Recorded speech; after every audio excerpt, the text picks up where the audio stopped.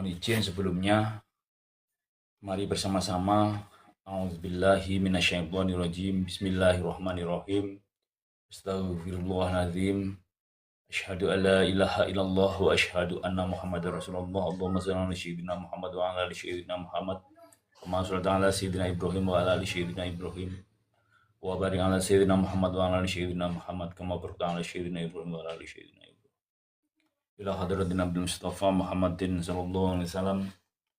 Ibu Siti Khadijah, Ibu Siti Fatimah Zahra, Sayyidina Hasan Husain dan seluruh ahli bait, wa ala alihi washabihi Sayyidina Abu Bakar, Umar, Utsman, Ali, wa zazi wa dzurriyyatihi wa hiyatan ilal malaika al-ba'al muqrabah Jibril, Mikail, Israil, seluruh para malaikat, nabi dan rasul, Nabi Khidir alaihi salam, wa hiyatan ilal sultan auliya Syekh Abdul Qadir Jailani radhiyallahu Wali Songo Sunan Gunung Jati, Prabu Jayakarta, Prabu Siliwangi, Babuk yang Santan, Sultan Banten Syekh Hasanuddin, Syekh Nawawi Al-Bantani, Syekh Mubarak, Dimas Leng, Raden Arya Jasantika. Silakan disebut leluhur kampungnya masing-masing yang ditempati saat ini. Leluhur Kampung Gudang, leluhur Perum Mustika Tiga Raksa, leluhur Desa Pasenangkan, leluhur Kecamatan Tiga Raksa, leluhur Kabupaten Tangan, leluhur Provinsi Banten, leluhur Indonesia, para pahlawan kemerdekaan, para pahlawan revolusi, yang Soekarno, yang Hatta, yang Harto dan jajarannya, Kiai Hasyim Asy'ari, yang Patih Gajah Mada, dan seluruh para pendahulu negeri ini, guru-guru kita yang sudah mendahului kita, kemudian leluhur seluruh pencak silat se-Indonesia, yang Suradiwiryo, Ki Hajar Sutomo, Mas Sutomo, Mas Esat, Mas Imam Kusupangat, Mas Batini, Mas Tarmoji, Budi Harsono, dan seluruh leluhur PSAT, kemudian leluhur kita masing-masing, Pak Citros Mito,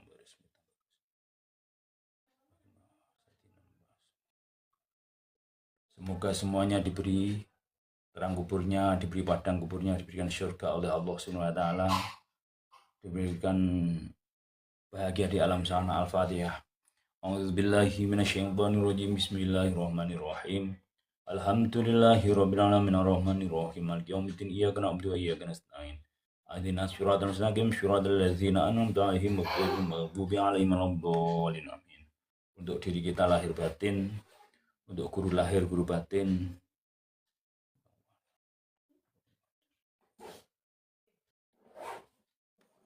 anak istri kita, adik kakak kita, saudara kita, tetangga kita, satu RT, satu RW, satu kelurahan, satu kecamatan, satu kabupaten, satu provinsi, dan seluruh Indonesia.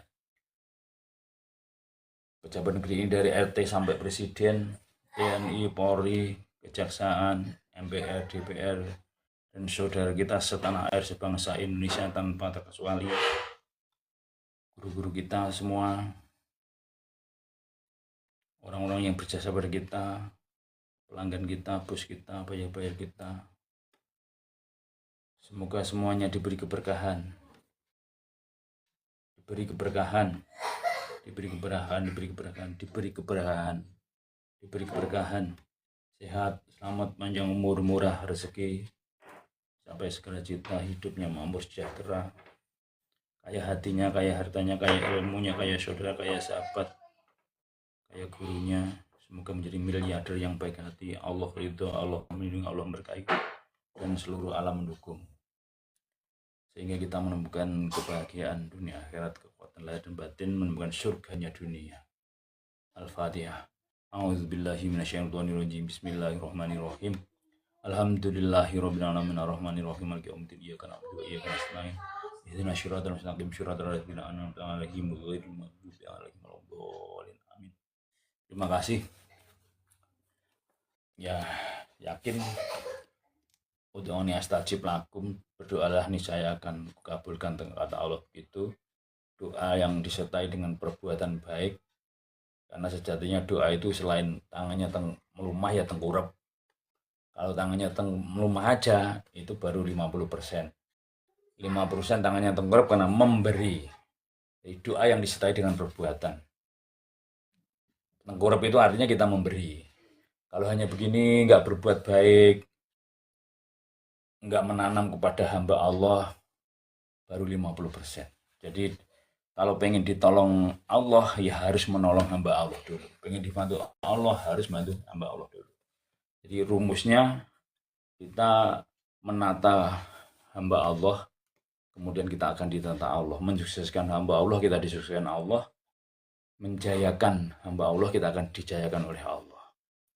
Dan membuat bahagia, senang, tentram, nyenengin orang banyak, hamba Allah, baru Allah akan nyenengin kita, membagian kita. Urutannya dari ibu dulu. Nomor 1 dari ibu dulu. Yang tidak boleh diwakilkan atau digeserkan tempatnya ibu. Setelah praktek, insya Allah akan terbukti. Karena surga di bawah telapak kaki ibu. Jadi ngaji diri ini ngaji berdasarkan praktek. Bukan katanya. Jadi ngaji diri itu ngaji ke dalam dirinya. Membaca dirinya, kenal dirinya, tahu dirinya. Sampai kita nanti ada tambahan minimal 1 ilmu di antara kita, saling asah-asih. Rum ngaji diri itu bukan debat, namun saling mengisi, asah-asih. Dan yakinlah di antara kita pasti ada yang lebih, ada yang kurang. Di sini saling gesekan kebaikan. Bukan gesekan kepintaran, tapi gesekan kebaikan. Asah-asih. Bersihnya beras itu dari beras yang lain, gesekan dengan air. Kita juga sama. Gesekan pikiran, gesekan hati, namun dengan kebaikan. Asah saling mengasah, asuh saling mengasuh, asih saling mengasihi. Kemudian sharing berbagai pengalaman hidup yang sudah dibuktikan oleh kita. Jadi bahasanya kita ini ilmu logika yang sudah kita buktikan, kita ceritakan.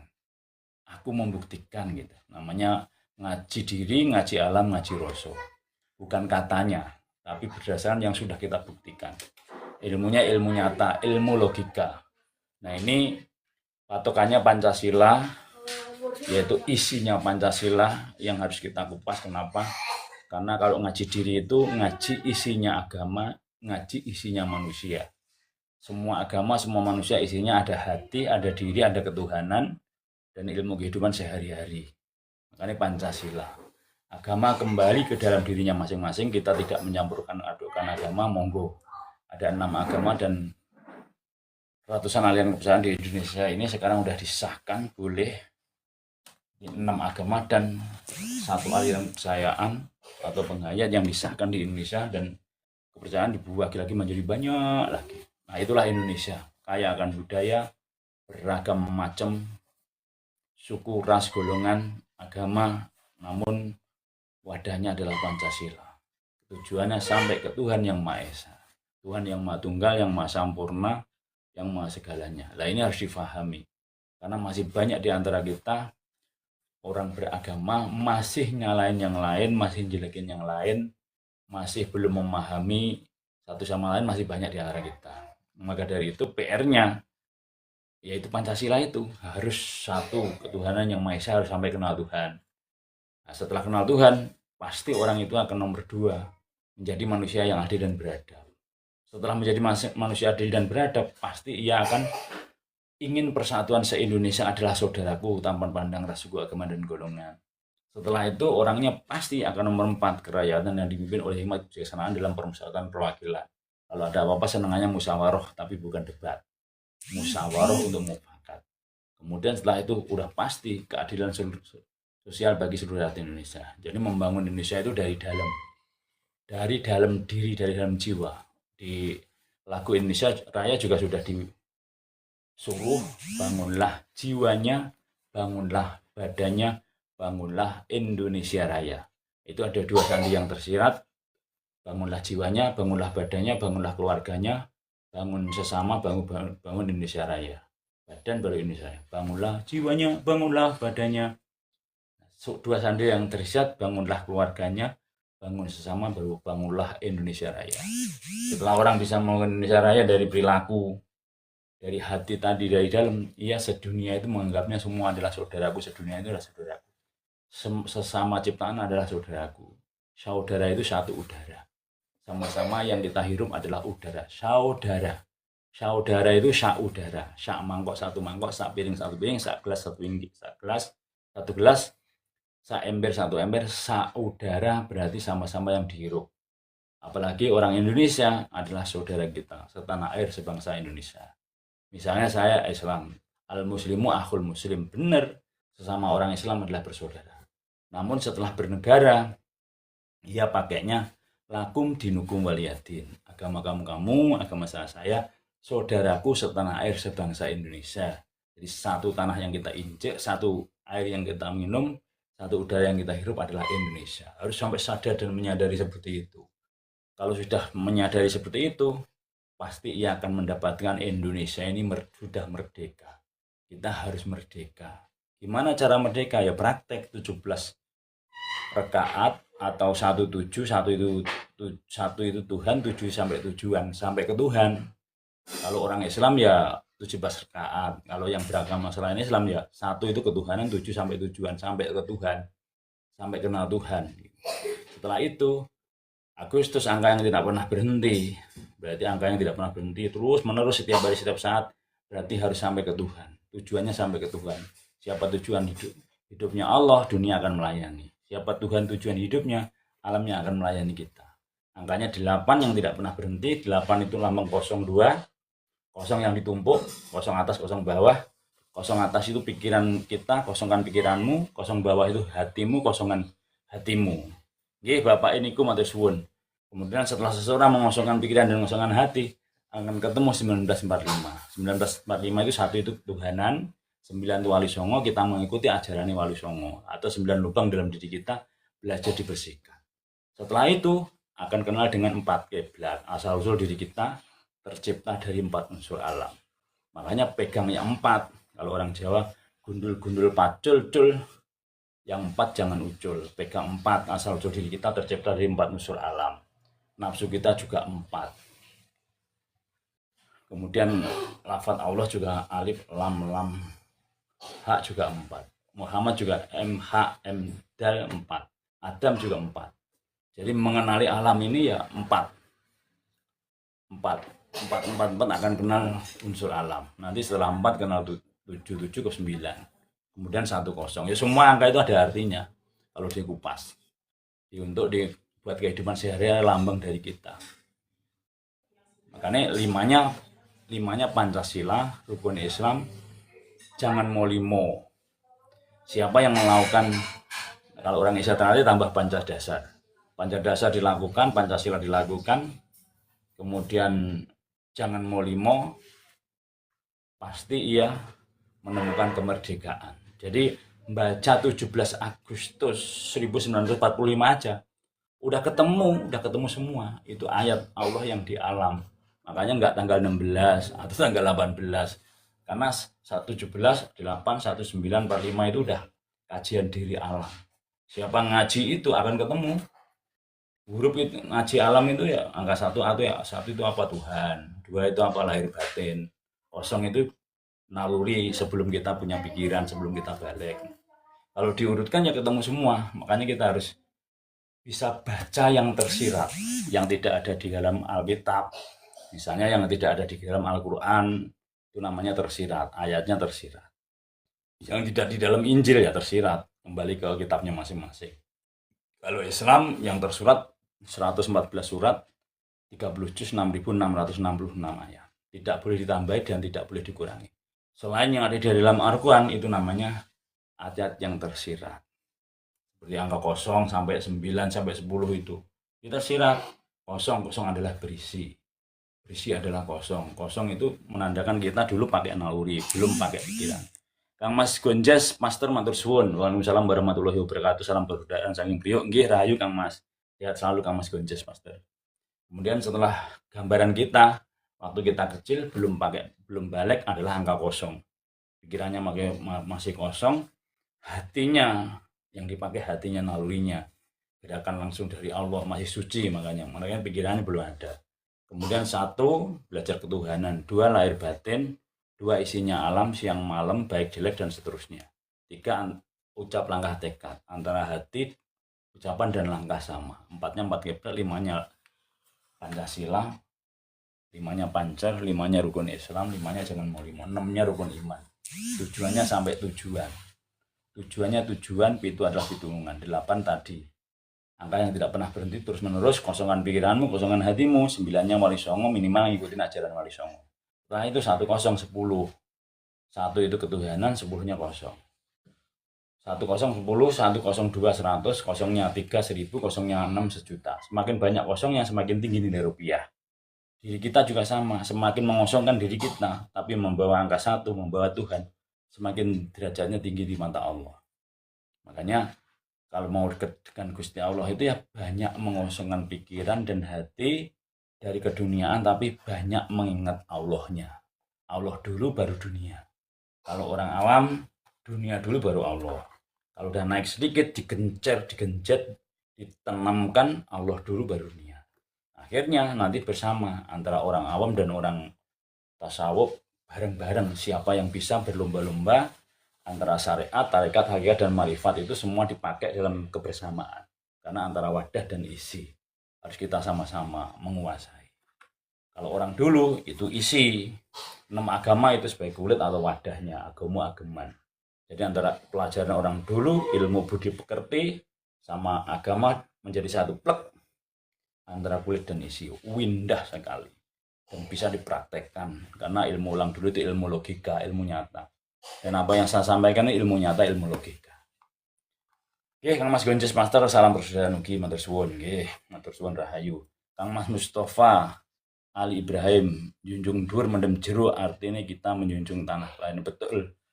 Betul Kang Mas, menjunjung dhuwur itu namanya diharumkan. Dijunjung itu ditinggikan, diangkat-angkat, diangkat. Di dalam kan dipendem jero, itu kekurangannya, kesalahannya jangan diperlihatkan. Seperti kepada orang tua itu begitu. Jaga nama harum orang tua, saudara, kemudian kekurangannya, salahnya dipendem, jangan diperlihatkan. Jadi kalau orang itu semua jempol, manis, indah. Makanya Prabu Siliwangi itu Prabu Asiliwangi, saling menjaga nama harum. Maung, manusia unggul, lambangnya macan. Tapi macan dari Maung, tapi singkatan dari Maung, manusia unggul. Makanya sejatinya seluruh manusia, seluruh para wali, seluruh para orang tua, nabi, rasul, para tokoh, pendeta, romo, kiai, ulama, ustadz, ngajarin kebaikan semua. Berarti diri kita ini diajarin orang berapa? Kalau kita belum bisa menemukan diri kita, ya kita berarti lambat. Udah ada contoh, ada ulama, ada yang pendeta, ada yang romo, ada yang kiai, ustadz, ulama, nabi, rasul, wali. Berapa contoh itu? Kembali ke diri masing-masing. Maksudnya manusia itu berapa guru bisa paham. Coba kita cek diri kita. Dari TK sampai sekarang. Udah berapa guru yang sudah nasihatin kita. Nah, kalau nggak diimbangin dengan ilmu spiritual, nanti tempatnya hanya di sini. Jadi orang dari kecil kok hanya belajar intelektual. Belajar di luar hati. Nanti numpuk di sini. Nanti sampai dari TK, SD, SMP, SMA, S1, S2, S3, profesor. Kalau tidak diimbangin dalam hati, nanti nggak imbang. Nanti pinter tapi nggak ngerti. Pinter itu adanya di pikiran, ngerti itu adanya di hati. Kalau orang dulu, walaupun sekolahnya nggak tinggi, tapi ngerti, tengerin yang hati. Kemudian orang hati itu hukumnya pas di hati itu pasti. Dengan cara Gusti bagusin hati. Dengan belajar membersihkan hati, lambat laun akan sampai ke situ. Makanya harus imbang antara belajar pikiran dan belajar hati. Orang yang umur 30 tahun, zaman dulu umur 30 itu mulai belajar ke dalam. Umur 1 sampai 30 belajar di luar hati atau belajar pikiran. Kemudian umur 31 tahun belajar ke dalam dirinya, ke dalam hatinya. Makanya antara intelektual dengan spiritual harus balance. Antara pikiran dan hati itu harus imbang, belajarnya bareng. Padahal belajarnya duluan pikiran, namun hatinya ngimbangin supaya antara pikiran dan hati imbang. Kalau berat pikirannya pusing, berat hatinya tenang. Kembali ke diri masing-masing. Jika hidup kita pengen tenang, di bawah leher. Jika mencari dunia, di atas leher. Jadi udah ada hukum keseimbangannya masing-masing. Hati adalah sopir, pikiran adalah kenek. Jadi biar balance. Kalau kita mengutamakan hati, pikirannya untuk memfilter kanan kiri antara baik dan jelek, pikirannya ini kenek, indah. Tapi kalau sopirnya dibalik, sopirnya pikiran, hatinya sebagai kenek, banyak pusing. Tergantung kembali diri masing-masing. mau antara sopir dan kenek imbang atau banyak keneknya daripada sopirnya. Tapi yang indah banyakin sopirnya karena ketenangan itu adanya di bawah leher. Di bawah leher yang tenang itu di bawah leher. Kalau kita belajar di bawah leher itu ya hati, satu hati, kedua yang di bawahnya itu surga dunia. Di surga dunia itu tempatnya ada dua. Satu di bawah telapak kaki ibu, duanya ada di tengah-tengah istri kita. Itu surga dunia. Jadi surga dunia ini yang bisa dirasakan itu. Tapi surga akhirat ya nanti gimana Allah aja. Yang penting kita hidup seperti ada di surga. Urusan kita di surga nanti, surga akhirat, ya gimana Allah saja. Jadi semua ditemukan di sini, baik-baik di alam dunia.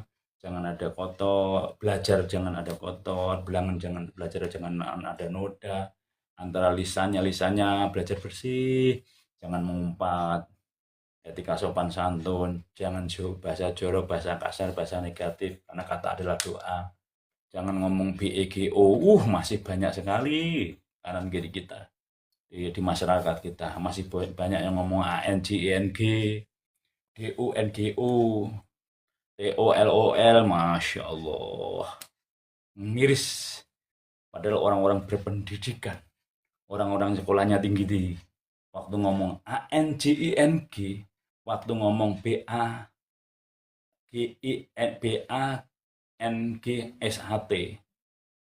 BAJING, itu hatinya ketutup. Ngatain orang kok dengan bahasa ANJING, hatinya nggak terasa sakit, hatinya kok nyaman, itu mata hatinya ketutup. Orang yang mata hatinya terbuka, ngatain orang sedikit aja hatinya sakit, hatinya terasa. Jangan, nggak boleh ngatain orang, itu manusia, jangan dikatain di atas leher, jangan dikatain dengan bahasa binatang, nggak boleh. Nah itu ajaran leluhur dulu. Makanya ajaran leluhur, pergi ke leluhur. Leluhur itu ajarannya luhur. Makanya kita leluhur pergi ke leluhur, ngikutin ajaran leluhur. Ketika sopan santun ketemu orang nunduk, nuwun sewu, toto kromo, budi pekerti, unggah ungguh. Sangat agung. Nggih Kang Mas Pramuja, waalaikumsalam warahmatullahi wabarakatuh. Kang Mas Pramuja rahayu. Makanya kita hukum keseimbangan. Senajan toh kita belajar agama, kulit sampai isi, jangan meninggalkan ilmu leluhur. Karena kita ada itu karena leluhur kita. Jadi kadang-kadang kita ini kualat dengan leluhur. Merasa dirinya benar, merasanya hebat. Leluhur di alam sana menangis. Kenapa? Karena lupa leluhurnya. Makanya 3 hal yang dari leluhur jangan lupa. Hargai jasanya, doain setiap saat dan waktu leluhur kita, doain. Jangan sampai doain pas 10 November sama 17 Agustus. Karena kita merdeka dari leluhur, kita ada dari leluhur. Makanya ingat jasa leluhur, bangsa yang besar adalah bangsa yang menghargai jasa-jasa leluhurnya. Kemudian yang kedua, jaga budayanya dan lestarikan. Jangan sampai gandrung budaya luar, lupa budaya sendiri. Ini nyakitin hati leluhur. Leluhur di alam sana hatinya sakit karena anak cucunya nggak mengikuti. Kemudian yang ketiga, ikutin ajaran leluhur, ajaran budi pekerti. Pokoknya Indonesia itu gambaran surga dunia, lur. Ajaran Indonesia nggak akan salah. Ajaran Indonesia nggak akan. Kalau masih salah, itu belum ketemu ajaran sejatinya ajaran. Kalau ia masih salah, masih belak-belok, masih belum benar, itu belum mengerti ajaran sejatinya ajaran Indonesia. Karena ajaran Indonesia itu toto kromo, itu ngomongnya ini ditata, toto kromo, inje, sendiko dawuh, nyuwun pangapunten, nuwun sewu, apa-apa dengan tata kromo. Kromonya itu ditata, toto kromo, unggah-ungguh. Kalau ketemu orang nunduk, banyak nunduknya kalau ketemu orang itu, bukan ganga, bukan tentang penenteng. Kalau orang dulu ngajarin nuwun sewu, nderek langkong, itu ajaran leluhur, ngajarin seperti itu. Kemudian ajaran rasa, merasakan, tepo seliro,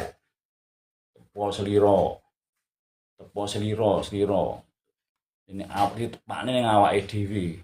Kalau dicubit sakit jangan nyubit, kalau dikatain jelek nggak enak jangan ngatain orang jelek. Semua dikembalikan ke dalam dirinya. Ya itu ajaran luhur itu semua segitu.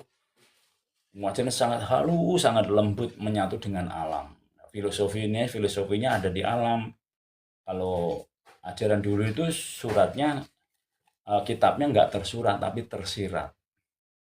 Kitabnya kitab tersirat lewat perlambang atau lewat sanepan. Namun sejatinya juga benar. Sejatinya benar.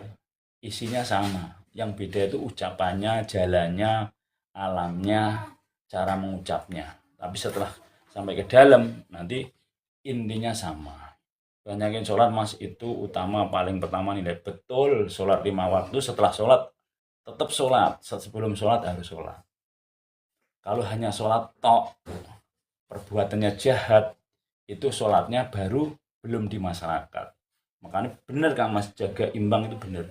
Harus imbang sholatnya, setelah sholat di masyarakat dipraktekkan sholatnya. Contoh, Allahu Akbar berserah diri lillahi ta'ala. Di masyarakat orangnya harus lillahi ta'ala. Antara sholatnya dengan di masyarakat sama. Setelah itu Allahu Akbar dekep hatinya. Hatinya ditekep, hatinya dijaga, hatinya di masyarakat dijaga. Jangan sampai hati kita ketutup penyakit hati, syirik, dengki, takabur, sombong, serakah, amarah. Sholatnya sudah benar-benar menyatakan sama Allah, di masyarakatnya dibuktikan. Jauh dari syirik, dengki, takabur, sombong, menjaga hatinya. Kemudian waktu kita sujud, pikiran kita dinolkan, digroundkan dengan tanah, hati kita dihidupkan. Karena waktu kita sujud, tinggian hati daripada pikiran. Dan waktu kita sujud, kita berterima kasih kepada tanah. Karena kita dapat makanan dari tanah. Dapat minuman dari tanah, saripati makanan. Kita berterima kasih sama tanah.